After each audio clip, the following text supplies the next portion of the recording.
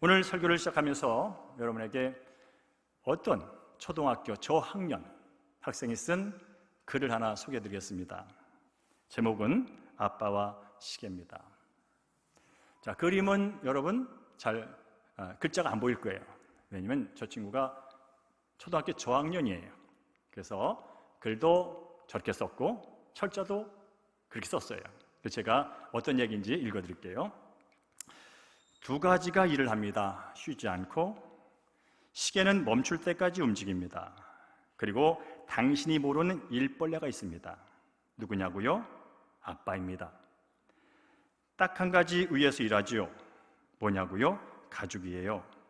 시계도 쉬지 않고 아빠도 쉬지 않고 일하고, 시계는 멈출 때까지, 아빠는 우리를 믿을 때까지 고마워요 아빠라는 글이에요. 이 글은 코로나로 인해서 경제적인 어려움 때문에 너무나 힘들어하고 배달일까지 하는 아버지를 보면서 그 초등학생 저학년 학생인 아버지를 위해서 쓴 글이에요. 아빠 고마워. 며칠 전에 제가 세바시 세상을 바꾸는 시범이라는 강연 프로그램을 봤습니다. 제가 즐겨보는 프로그램입니다. 저는 우리 젊은이들에게는 꼭 권유하고 싶은 프로그램입니다. 세바시 세상을 바꾸는 15분. 저는 그 회사 광고맨은 아니지만 그야말로 이 세상의 새로운 정보들, 삶의 고난과 여러 가지 힘든 과정 속에서 이겨낸 사람들의 자신의 이야기를 15분에 풀어내는 아주 유익한 프로그램입니다. 지난주에 제가 봤던 내용은 어떤 한 자영업 하시는 사장님의 눈물겨운 이야기였습니다. 그 이야기의 제목은 코로나로 망한 내가 위기 속에서도 희망을 찾는 방법입니다. 코로나로 망한 내가 위기 속에서도 희망을 찾는 방법. 그래서 오늘 설교 제목이 여기서 따왔습니다. 위기 속에서도 희망을 찾는 방법. 그분은 코로나가 이전에 3개의 가게를 운영했답니다. 그런데 코로나가 오면서부터 2개를 접었고요. 그리고 지금은 1개를 운영하는데 그것도 역시 임대료와 인건비가 줄줄줄 새나가는 상태랍니다.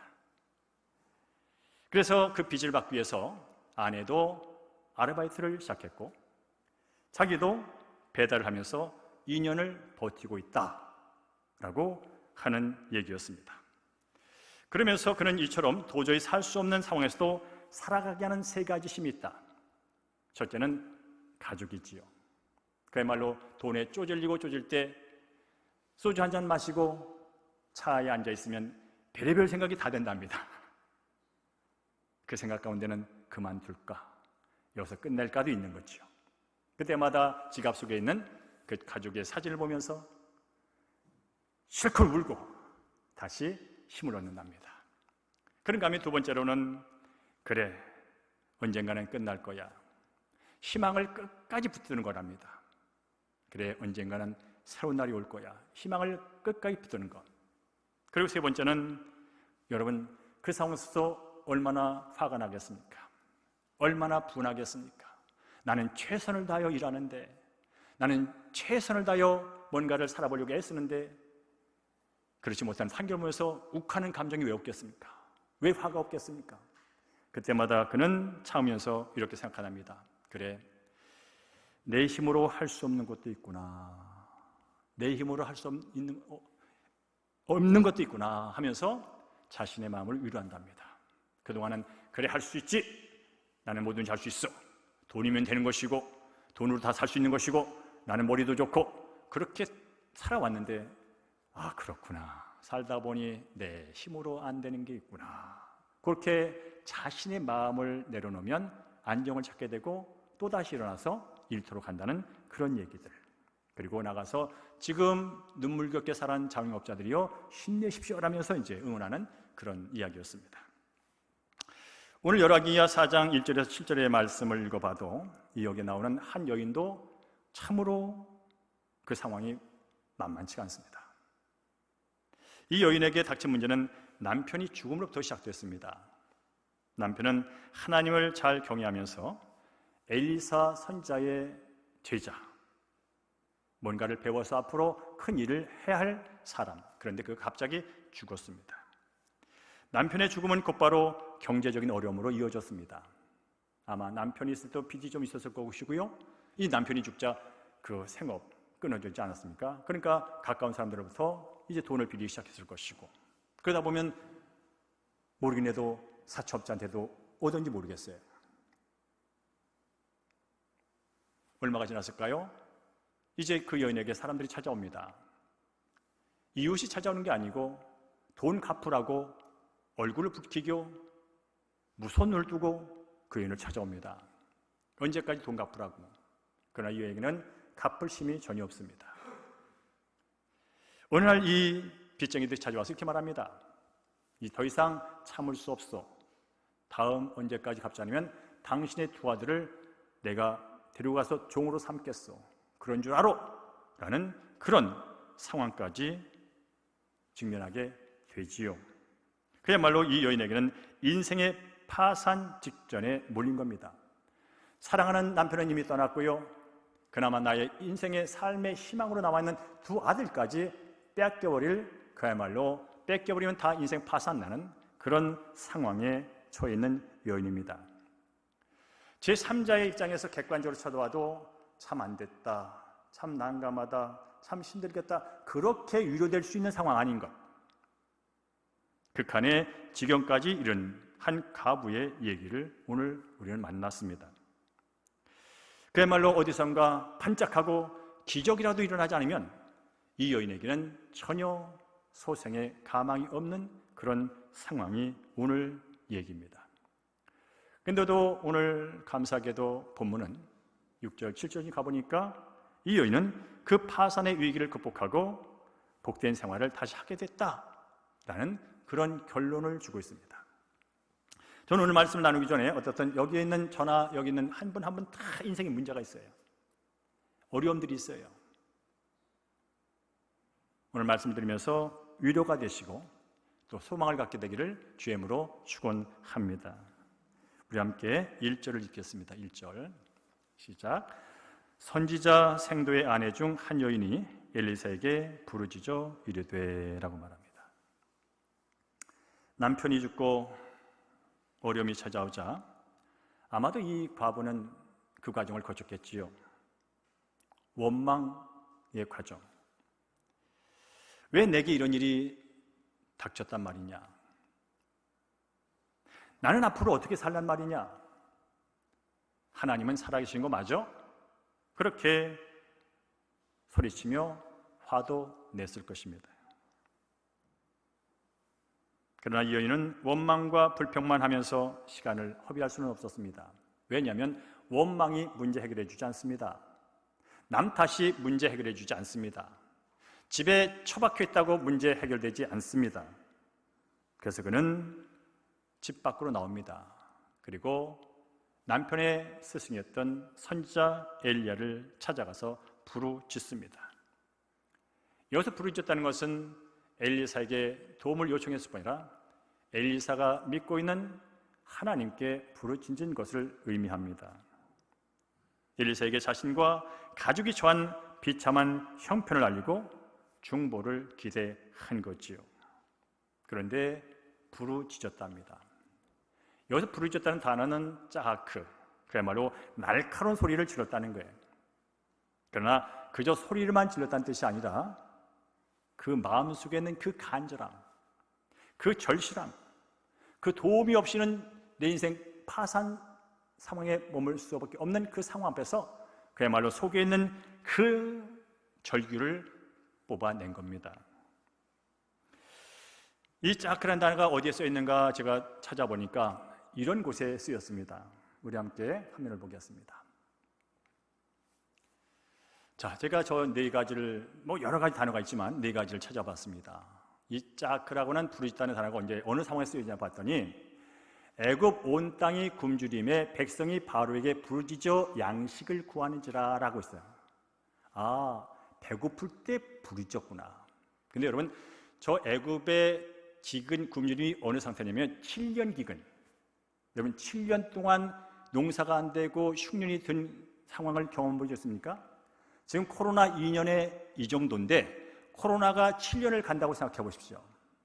여러분, 여러분의 마음속에서 어떤 소리, 어떤 절규가 나오겠습니까? 각자의 상상에 맞춥니다. 바로 이 부르짖다는 뜻이 저런 뜻이에요. 7년 굶러 보셨을까요? 7년 하는데 사업이 안 돼. 농사가 하나도 안 돼. 먹을 게 없어. 그때 부르짖는 게 저 부르짖음.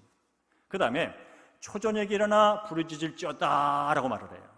이게 언제 때냐면 이스라엘 남유다가 바벨론에서 멸망을 당할 때, 성전이 무너지고 성벽이 황폐되고 그들이 포로로 끌려갈 때, 여러분 그때 가만히 끌려갈까요? 그 무너지는 황폐한 것을 그냥 나라가 망해버리는데 가만히 있을까요? 절규를 하죠. 망하기 직전의 상황. 그래서 선지자들이 한 게 뭐냐면요, 지금이라도 늦지 않았어, 지금이라도 부르짖어, 이게 선지자가 한 거예요. 지금이라도 늦지 않았어, 지금이라도 하나님께 돌아와서 부르짖어, 이게 선지자가 한 일이에요. 그런데 많은 사람이 안 해요. 끌려갈 때까지, 죽을 때까지 하나님을 찾지 않아요. 그래서 결국 죽어요. 세 번째로 언제 부르짖나 봤더니 바로가 가까이 올 때에 이스라엘 자손이 심히 두려워하여 여호와께 부르짖고라고 해요. 이 상황이 어떤 상황이면요, 이게 모세 인도를 따라서 애굽에서 수백 년 동안 종살이던 이 백성들이 나옵니다. 이제 하나님을 섬기며 하나님이 약속하신 가나안 땅이라는 희망을 갖고 힘차게 나왔는데 그들 앞에 뭐가 버티고 있냐면 홍해가 버티고 있어요. 근데 이것만도 괜찮은데 뒤에서 애국 군대가 죽이겠다고 칼을 들고 창을 들고 쫓아오고 있어요. 그 상황 속에서 여러분 뭐 하겠습니까? 점잖게 될 대로 되라 하겠습니까? 부르짖죠. 절망의 순간, 큰 장애를 만났을 때, 죽음의 위기 앞에서 부르짖은 겁니다. 그런가 하면 역대하 13장의 말씀 보면 유다 사람이 뒤를 돌아보고 자기 앞뒤의 적병으로 말미암아 여호와께 부르짖고라고 말합니다.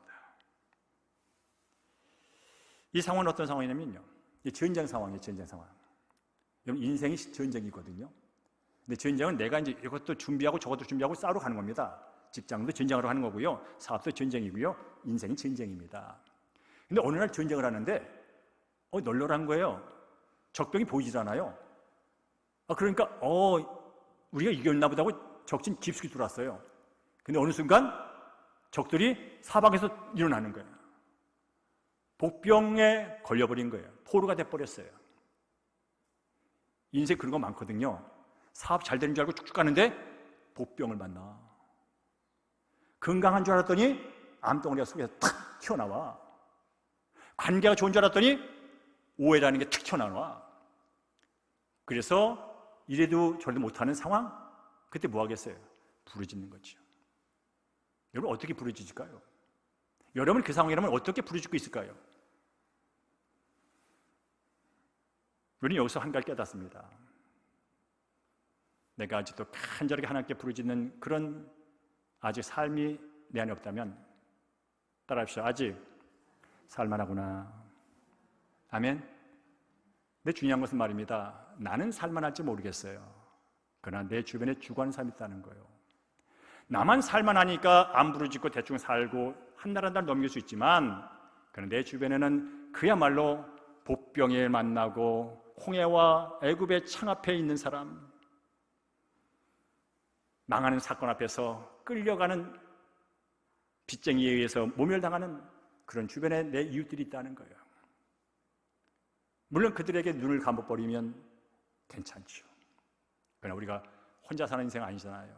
그런 면에서 내 좀 먹고 살만하다고, 내 좀 건강이 있다고 그저 부르짖는 자를 벗어난다면 그것은 어쩌면 사랑하는 사람을 사랑하지 않는 나의 모습일 수 있는 거예요.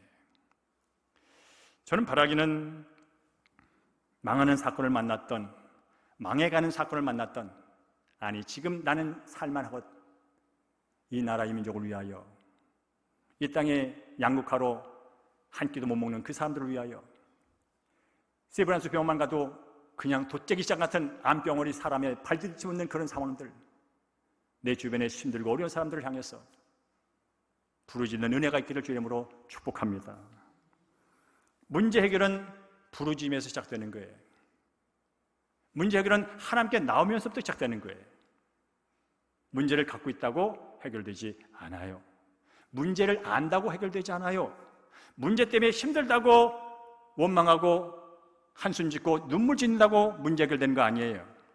그 문제 갖고 하나님께 나와야 되는 거예요. 이 여인은 나왔어요. 인생 파산 직전에 엘리사를 찾아왔어요.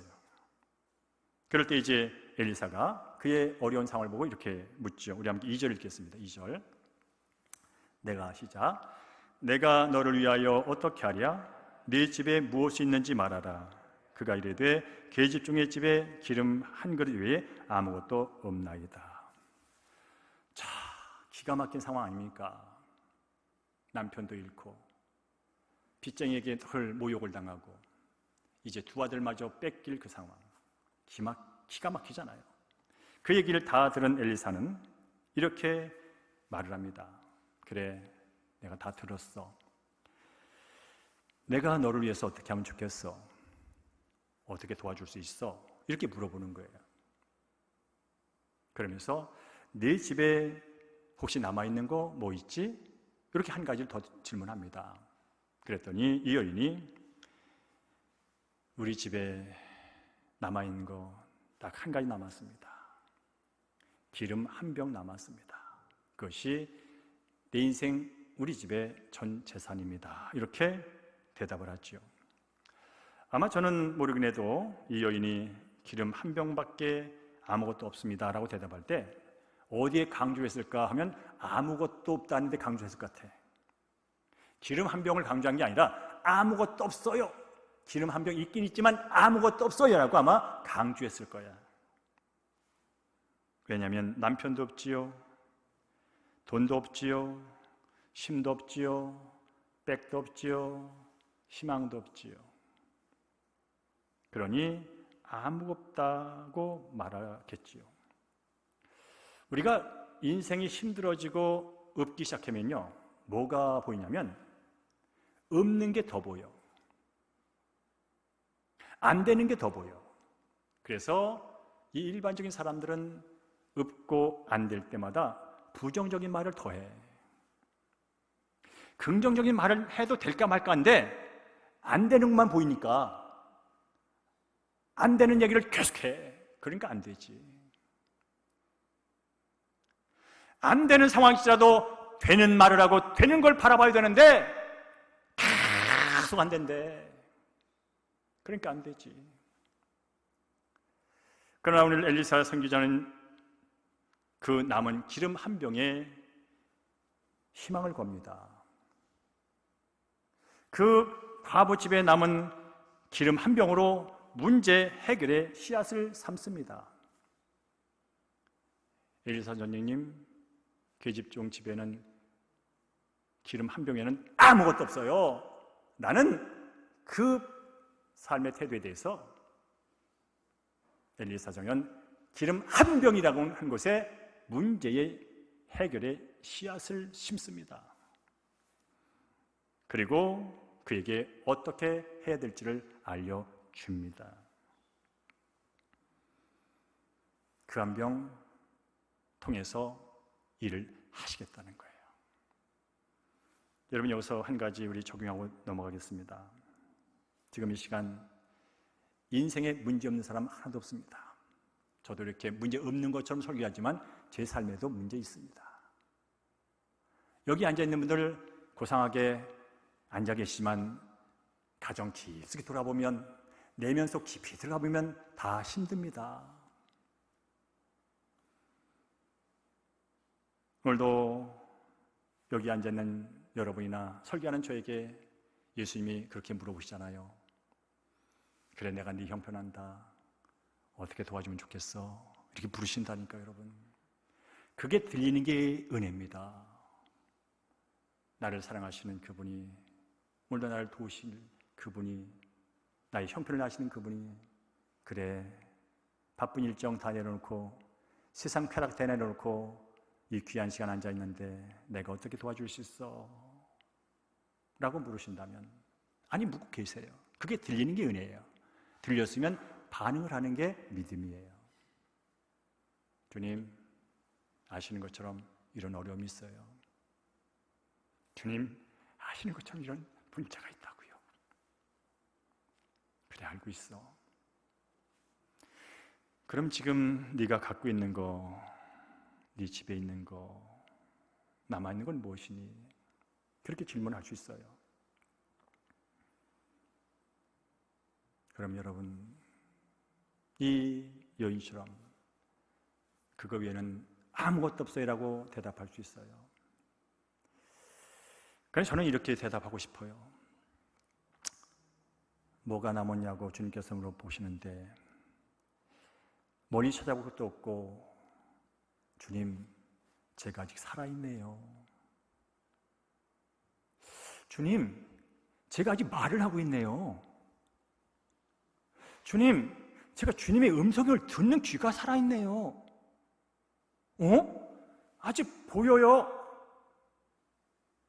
가진 게 많네요. 근데 조금 더 생각해 보니까요, 이 생명, 내가 돈 주고 살 수 있는 것 아니고, 이 말하는 것, 어떤 사람의 도움으로 할 수 있는 것 아니고, 듣는 것, 어떤 배워서 되는 거 아니고, 거저받은 돈으로 살 수 없는 엄청난 걸 제가 지금 갖고 있네요. 라고 여러분 반응하실 주님으로 축복합니다. 따라합시다. 살아있는 한 희망은 있다. 아멘? 희망이 없다는 건 죽었다는 뜻인 거예요.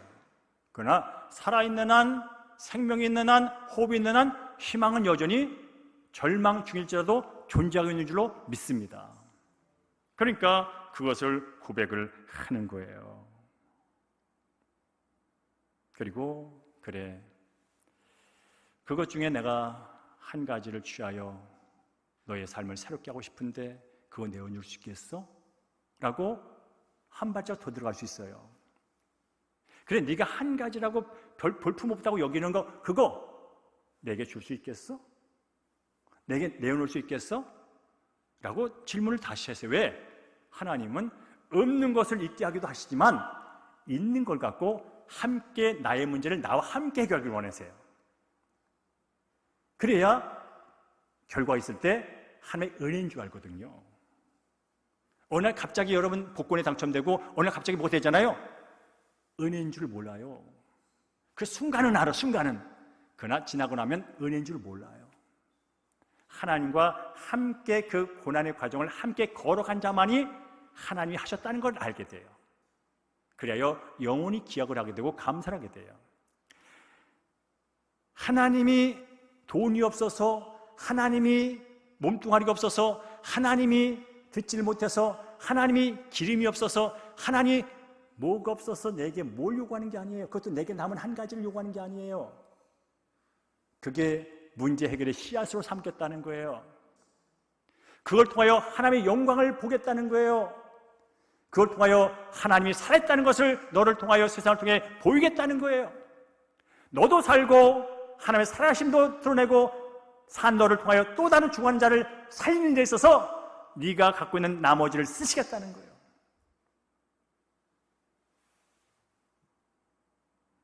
바라기는 그것이 뭔지는 모르지만 성령의 감동으로 하나님께서 그렇게 말씀하실 때 기꺼이 내어드린 여러분 되기를 주님으로 축복합니다.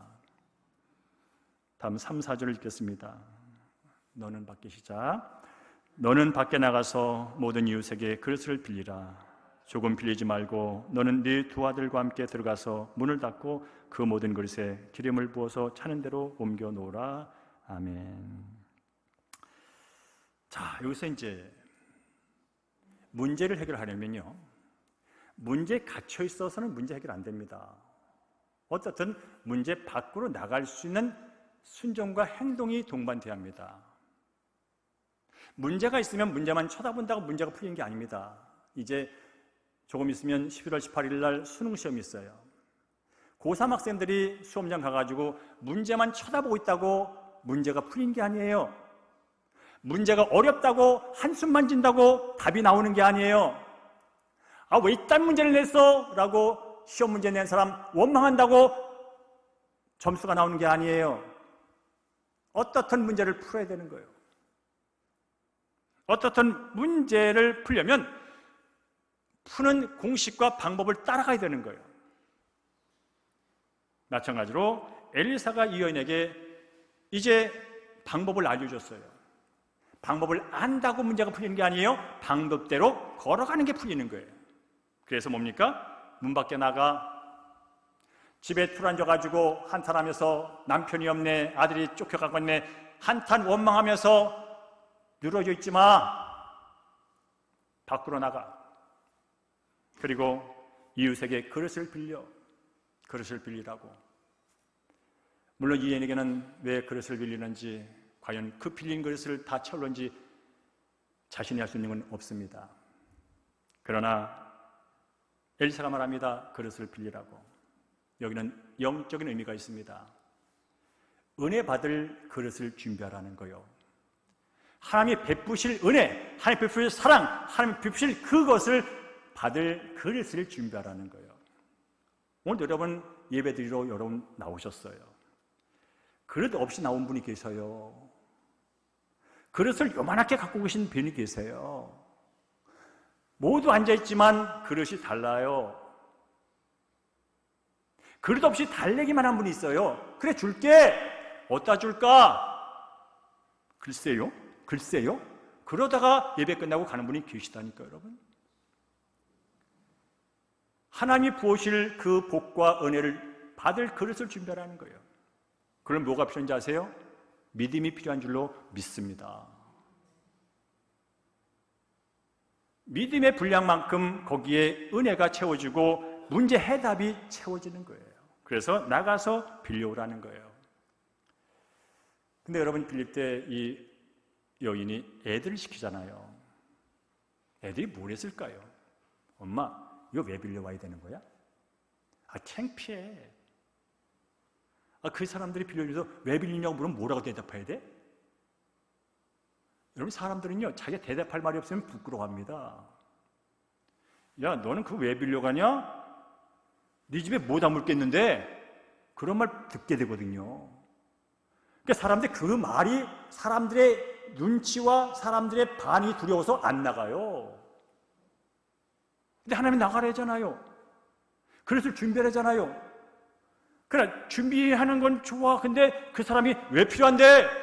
대답을 못해서 못 가. 자신 있게 뭐라고 말할 수 없어서 집에 그냥 처박혀 있어. 아들아, 나도 끝은 몰라. 근데 엘리사 선지자님이 이렇게 해래. 그러니까 너도 그 이웃집 아저씨가 왜 빌려가냐고, 네 집에 뭐 담을겠냐고 그렇게 빈정대도 그냥 우리 엄마가 필요하대요 그 얘기만 해. 부끄러울 거 하나도 없어. 그러니 그대로 해. 여러분 자녀들은요 신앙을 이렇게 배우는 거예요. 자녀들이 예수를 만나는 건요 엄마 아버지가 이렇게 하나님에 대해서 이런 말을 할 때 애들이 믿음이 자라는 거예요. 엄마 아버지가 다 해주는 거 아니에요. 엄마 아버지가 믿음으로 하나님께 어떻게 반응하는지를 보고 그들이 믿음의 기대를 어려서부터 키워나가는 거예요. 오늘 본문 보니까 두 아들이 엄마의 순종해서 그렇게 했습니다. 세상 말로 하면 쪽팔린 일을 그냥 했습니다. 뭐가 되는지 결과도 모르고 했습니다. 이걸 믿고 순종한다고 그래요. 그래서 그는 하는 대로 했습니다. 그 결과 기름이 필요한 그릇마다 채워졌고요. 얘들아 더 가져와 봐라 할 때 이제 다 끝났어요 하는 순간 기름이 그쳤다고 오늘 성경은 마칩니다. 그리고 그 사실을 엘리사 선지자에게 알렸을 때 그래 그 기름 팔아서 빚 갚고 남은 돈으로 살아. 이게 오늘 내용의 결과예요, 여러분. 자, 여러분 오늘 이 본문을 통해서 이 본문은 우리에게 뭘 얘기해 줄까요? 어려울 때 기도하면 복 받아. 그것만 알려주려고 했을까요? 물론 그 방법도 있죠. 그러나 하나님은 그렇게 단순하게 말하지 않습니다. 어려우니까 기도해! 그러면 돼! 그 차원의 얘기를 하려는 게 아닙니다. 그리고 또 엘리사 선지자는 능력의 사도야! 그걸 과시하게 써놓은 것도 아닙니다. 결국 성경은 하나님의 이야기입니다. 하나님이 어떤 분인지, 하나님이 어떻게 나와 함께 하시는지, 하나님이 어떻게 나를 도우시는지, 하나님의 능력은 어디까지인지, 하나님의 주권적으로 일하시는 게 무엇인지를 보여주려고, 하나님이 어떤 분인지를 보여주려고 오늘 내용이 있는 거예요. 그 여인이 어려웠는데 어떻게 했더니 됐다. 그건 표상에 나타난 하나의 사건에 불과하고, 그건 있을 수도 있고 없을 수 있는 하나의 상황이고, 중요한 것은 하나님을 만나는 거예요. 오늘 본문에 나타난 하나님을 보니까 이런 하나님입니다. 남편을 잃고 시리에 빠진 한 여인의 마음을 잡아주신 하나님입니다. 오늘 하나님은 비조로 인해서 해체될 위기에 처한 한 가정을 안전하게 보호해 주신 하나님입니다. 오늘 하나님은 좌절과 원망 속에 평생 부모 탓하며 세상, 나라, 왕, 나라, 정치, 나라, 경제, 나라, 법 한탄하며 살아갈 두 젊은 아들에게 새로운 희망의 삶을 준 하나님입니다. 난 어렸을 때 우리 아버지가 죽어가지고 가난했어. 나는 흙수저야. 나는 가난한 집안에 태어났어. 그러다 평생 원망하면서 살 그 인생이 청청한, 미래가 청청한 그 비전의 아이들에게 희망을 주는 얘기. 전혀 희망이 없어 보이는 가정에게 새로운 소망과, 그리고 더 나가서 그렇구나, 하나님은 일을 하시는 분이구나, 그렇구나, 하나님은 듣는 분이시구나, 그렇구나, 하나님은 살아계신 분이구나 하는 사실을 보여주려고 오늘 본문이 기록된 거예요. 감사하게도 이 어려운 과부의 가정을 새로운 희망의 가정으로 바꾸신 그 하나님이 오늘 이 시간도 우리와 함께 하시는 하나님인 줄로 믿습니다. 이 일을 행하시는 여호와, 그것을 만들며 성취하시는 여호와, 그의 이름을 여호와라는 이가 이같이 이르시도다. 너는 내게 부르짖으라. 내가 네게 응답하겠고 내가 알지 못하는 크고 은밀한 일을 네게 보이리라 라고 예레미야 33장에 말씀합니다. 너는 내게 부르짖어. 너 문제 있잖아. 너 아프잖아. 너 고통스럽잖아. 너 답답하잖아. 거기에 묶여있지 마. 거기에 자꾸 숨지 마. 갖고 내게 와. 내게 말하라고. 그러면 네가 알지 못하는 크고 은밀한 그 결과들을 내가 너를 통하여, 너의 부르짖음과 너의 믿음과 너의 순종을 통하여 할게. 왜? 나는 일을 하는 여호와거든. 왜? 나는 그 일을 성취하는 여호와거든. 나는 어떤 일이든지 할 수 있는 능력의 창조자 하나님이거든.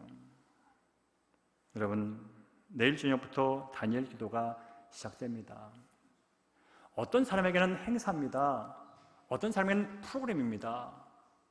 저는 바라기는 어떤 사람에게는 하나님을 만나고 인생의 문제를 해결하고 하나님의 놀라우신 은혜를 받는, 은혜의 그릇을 준비하는 복된 시간 되기를 주님으로 축원합니다. 여러분, 김은호 목사님을 비롯해서 20명의 강사가 나올 거예요. 몇몇은 박사다, 교수다, 선교사다, 목사지만 다 그 삶의 속으로 들어가 보면요, 다 한때 어려움을 경험한 사람들이에요. 하나님을 통하여 한꺼풀 벗은 사람들의 얘기입니다. 공부 잘해갖고 박사 됐다고 그 얘기하려고 간증하러 나오겠습니까, 여러분? 다 인생에 힘들고 어려운 상황들이 있었는데 주 안에서 이런 삶을 택하게 되었으니, 나 같은 사람도 은혜를 받았으니, 오 사랑하는 성도들이여, 당신에도 희망이 있습니다. 그런 얘기하려고 나오는 겁니다. 고난과 위기와 어려움은, 삶의 위기는 누구에게나 찾아옵니다. 중요한 것은 눈에 드러나는 문제 자체가 아니라 하나님께 부르짖고 은혜와 선물을 받을 그릇을 믿음으로 준비하고, 내 머리로 내 생각으로 안 되지만 끝까지 순종의 한 발 한 발 나아갈 때, 그때 하나님께서 약속하신 은혜의 복이 넘치게 될 줄로 믿습니다. 자기 아들을 아끼지 아니하시고 우리 모든 사람을 위하여 내주신 이가 어찌 아들과 함께 모든 것을 우리에게 주시지 않겠느냐. 다만 주간도 성경에 있는 복의 말씀을 제가 드리고 말씀을 했습니다. 채워도 채워도 마르지 않는 기름처럼, 부어도 부어도 끝나지 않는 밀가루처럼, 띄워도 띄워도 없어지지 않는 떡덩이처럼 예수 그리스도가 우리에게 주신 생명과 은혜와 복이 우리 사랑 대형교회 성도님 모두에게 넘치기를 주의 이름으로 간절히 축원합니다.